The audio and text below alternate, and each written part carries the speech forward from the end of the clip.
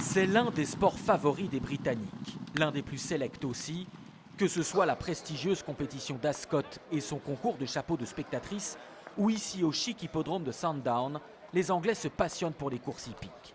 Voici un monde où l'on pronostique la réélection du conservateur David Cameron et où tout va bien, ou presque.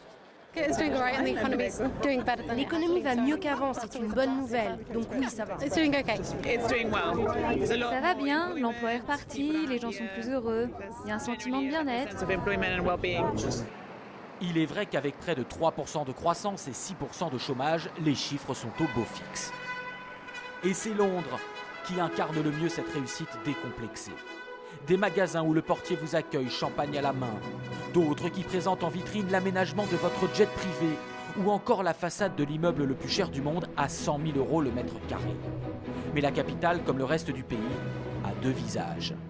Aujourd'hui, un enfant de Notting Hill, dans le très chic quartier de Kensington, a une espérance de vie moyenne de 97 ans. Alors que si un enfant naît ici à Nunhead, toujours dans Londres mais dans un quartier plus défavorisé, son espérance de vie ne sera que de 73 ans.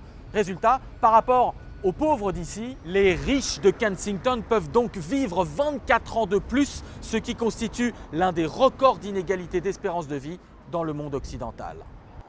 Ailleurs dans le pays, la différence est plus criante encore. Voici Salford. Son surnom annonce la couleur. Les Anglais l'appellent Dirty Old Town, la vieille ville sale. Elle est caractéristique de ce nord de l'Angleterre industrielle, frappé par la pauvreté et le chômage. Et comme le constate ce travailleur social, on est bien loin des artères commerçantes de Londres.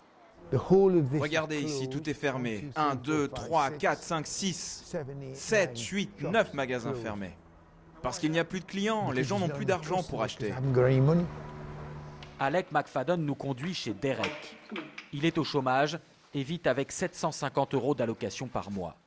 Il est surtout venu grossir un flux inimaginable il y a encore quelques années, celui de ces Britanniques obligés d'aller chercher leur nourriture dans les banques alimentaires. Mon riz, il vient de la banque alimentaire. Ces petites saucisses aussi. Ma soupe, pareil.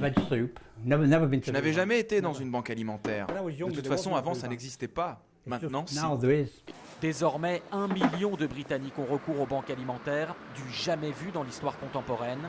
Dans le même temps, le nombre de milliardaires dans le pays a doublé.